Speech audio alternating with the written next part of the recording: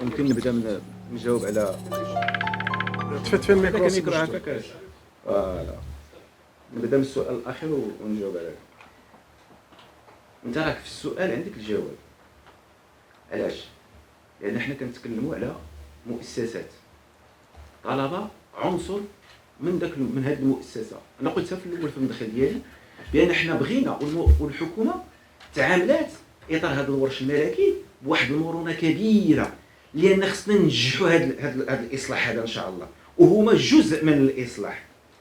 انما الطلبه عندهم تمثيليه داخل المؤسسات، من خلال التمثيليات ديالهم كيمكن لهم يوصلوا الصوت ديالهم.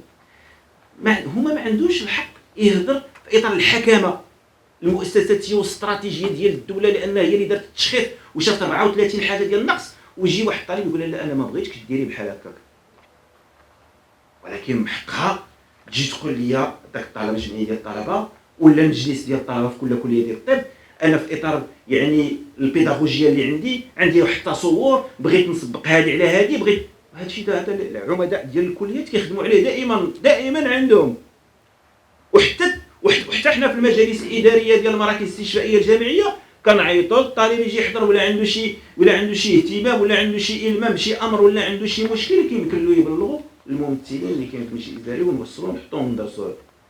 لكن باش نجي نقول لا انا ما كنقبلش 6 سنين و7 سنين، شكون هو الضامن على صحه المواطنين الطالب ولا الدوله ولا الحمايه الاجتماعيه اللي رسم المعالم ديالها صاحب الجلاله؟ نكونوا واقعيين.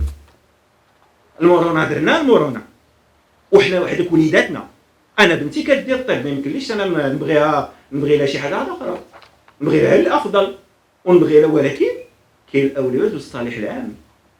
راه باش نكونوا واقعيين في الهضره ديالنا، راه النقطه اللي هي كعائق اليوم في اطار هذا الحوار كامل هو 6 سنين و7 سنين اللي متجاوزه، واش نكونوا كلار وما نغطوش الشمس بالغربال. ولكن 6 سنين و7 سنين لا رجعه فيها، لان المؤسسه هي اللي كتضمن لهم الجوده ديال التكوين. المؤسسه هي اللي كتقول لهم بان راه الدبلوم ديالكم عندهم اون غونومي انترناسيونال، وداك الساعه الا كانت الغايه هو الهجره شغلوا.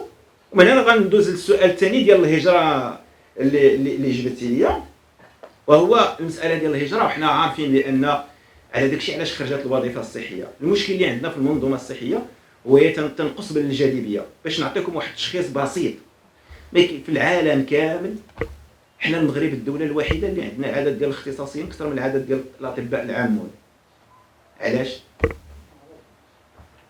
على ود الناس الطبيب الخاص سبيسياليست يتخلص احسن من الطبيب جينيراليست. ومنين كتجي تشوف لا بيراميد ديال الميدسان كتلقى في الدول كاملين عندهم ميدسان دو فامي، عندهم ميدسان جينيراليست، عندهم داك المسلك ديال العلاجات كتلقى الاطباء العامون اكثر. الا حنا لان الطبيب العام ما عندوش واحد الصالير محفز. ولهذا في اطار هذه الحكومه راه كانوا تحفيزات وكانوا اجراءات اللي كانوا عالقين سنوات قبل، وتفكوا داك الرقم الاستدلالي 509 اللي عطاهم واحد الزياده جد مهمه للاطباء العامون. الوظيفه الصحيه اللي دخلت اليوم في اطار الوظيفه العموميه كتجيب تحفيزات وكفيها الاجر الثابت والاجر المتغير، يعني اللي يخدم بزاف يتخلص بزاف.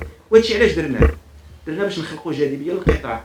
وحتى حنا راه بغينا نجيبوا الناس الاجانب يجيو يخدموا عندنا، الا ان الاجنبي كان عنده عراقيل في اطار ديال المزاوله ديال المهنه ديالو في الميدان، واللي كان في القانون 31/13 واللي كانت التعديل ديالو وحيدنا جميع العوائق، ولكن كيبقى مرتبط بالوظيفه الصحيه. لان الطبيب كيشد 3500 اورو في دوله واحده اخرى خارجيه، وتجي لهنا وتعطيه لانديس 509 وتعطيه 12800 درهم، ما غيقبلهاش. المستوى الاجتماعي ماشي بحال.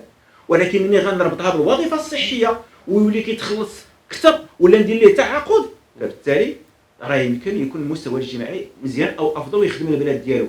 كاين بزاف ديال الناس اللي جاوا من بلدان اخرى، وهذه ظاهره لاحظتها، ان الناس اللي قربوا لا روتريت اطباء بغاو يدخلوا لهنايا. شحال عندنا ديال الاطباء بالسلامه في المغرب؟ عندنا 25000 فيهم 14000 كاينين في القطاع الخاص و11000 وشي حاجه كاين في القطاع العام اللي ناقصوا. يعني بزاف اللي كانوا كيديروا والظاهره نتوما كتشوفوا ملي كيدير ريزيدون كيدير بينيفول، ما كيبغيش يدير كونتراكتويال. علاش كيدير بينيفول؟ باش يخرج بحالاتو للبريفي. البريفي كيعمر دابا كثر. وشحال على برا؟ هي في فرنسا بوحدها 7000 طبيب مغربي، هي فرنسا بوحدها. في المغرب في العالم كامل تقريبا 15000 طبيب. ايوا داكشي اللي كاين على برا راه كاين عندنا هنا لداخل. واش كتبان لكم بان معقوله؟ واش المغرب ولا بلاتفورم ديال سو تريتونس كيكون على برا؟ وهذوك باش كتكونوا داك الطلبه؟ راه تكونوا بالاموال ديال الدوله اللي جا من عموم المواطنين المغاربه، هما اللي كيخلصوها. اذا ما يمكنش خاص خيرنا يبقى ما يمشيش لغيرنا، خصنا نتنفعوا به حنا الاولين.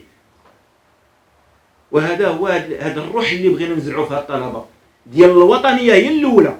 الا جيتي دير الطبيب اسيدي اجي دير طبيب لبلادك باش تعتق بلادك. وحنا مقبلين على ازمات، دوزنا الازمه ديال الكوفيد، والازمه ديال الكوفيد دوزنا بهذا الشيء اللي عطى الله، وربي وفقنا بالتصور ديال صاحب الجلاله وبالمجهودات ديال الجنود ديال الهلال البيضاء اللي كانوا هنا. وراه مازال جايين حاجه حتى اخرى ما عرفناش شنو جاي. خاصنا نتقواو بالموارد البشريه ديالنا. ولهذا علاش كنقولوا ان خاص تكون واحد الموضوعيه في هاد القرارات اللي كيتاخذوا باش ما تكونش مزايدات. وراه حنا بغينا لهم غير الخير، خصهم يديروا الثقه في هذا الاصلاح اللي كنديروا فيهم. تفضل السيد وزير. علاش وما تنسوش تابوناو معنا في لاشين وتتابعونا على مواقع التواصل الاجتماعي.